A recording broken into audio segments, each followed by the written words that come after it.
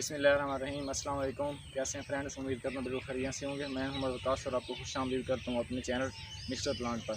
अगर आप नए हैं मेरे चैनल को लाइक, कमेंट और सब्सक्राइब, स्पेशली सब्सक्राइब लाजमी कर लें, क्योंकि प्लांट से रिलेटेड जितनी भी वीडियोज़ होंगी वो आपको मेरे चैनल से मिलेंगी। इससे पहले मैं सुपर नेपियर घास के ऊपर एक मुकम्मल तफसीली वीडियो बना चुका हूँ, लेकिन अब इस वीडियो में आपको बताऊंगा कि हमने सुपर नेपियर घास की जो कलमें होती हैं उसको काटना किस तरह है, किस तरह हम पहचान करेंगे ये कलम जो हमारी मैच्योर है, ये इसकी ग्रोथ अच्छी होगी और इसको किस तरह लगाना है। तो सबसे पहले आपने जो कलम का इंतखाब करना है वो आपने एक ऐसी कलम का इंतखाब करना है कि जो बिल्कुल मैच्योर हो, बरीक कलम ना हो, बिल्कुल जो ताज़ी शाख होती है, कच्ची शाख होती है, उसको आपने इन्हें नहीं लेना।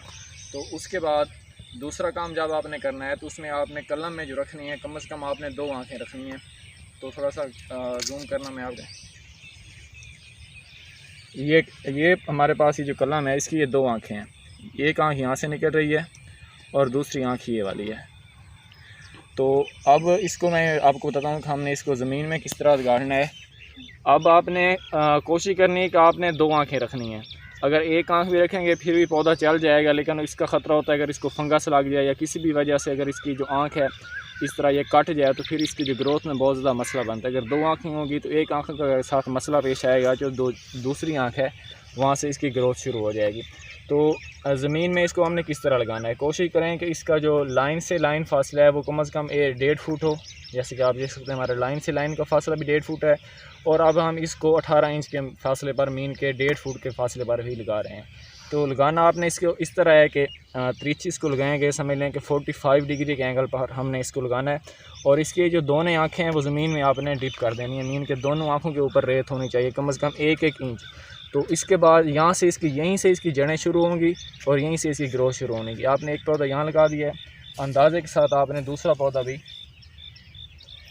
इसे कम से कम 18 इंच के फासले पर लगाना है। और कोशिश करनी है कि जितनी भी आँख आपकी बाहर नहीं होनी चाहिए, क्योंकि जो आपकी आखिरी वाली आँख होगी रूटिंग भी यहीं से स्टार्ट होनी है और इसकी जो ग्रोथ है वो भी यहीं से स्टार्ट होनी है। ये नहीं होगा कि यहाँ से भी रूटिंग स्टार्ट हो सकती है, लेकिन ज़्यादातर जो होता है वो रूटिंग भी यहीं से स्टार्ट होती है और इसकी जो ग्रोथ है वो भी यहीं से स्टार्ट होती है।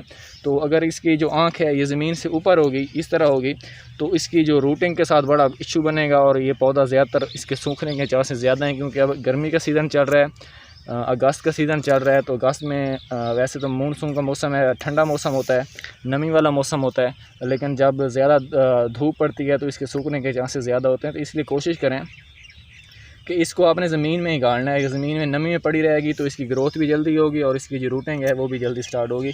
तो इसको आप इस तरह 45 के एंगल पर कोशिश करें रख दें और इसके ऊपर से ज़मीन के रेत के साथ इसको अच्छी तरह कवर कर दें। तो इसकी जो रूटिंग है वो तकरीबन 1 से 1.5 हफ्ते के अंदर अंदर स्टार्ट हो जाती है। मैं कोशिश करूँगा कि उसकी वीडियो भी आप लोगों के साथ शेयर करूँ।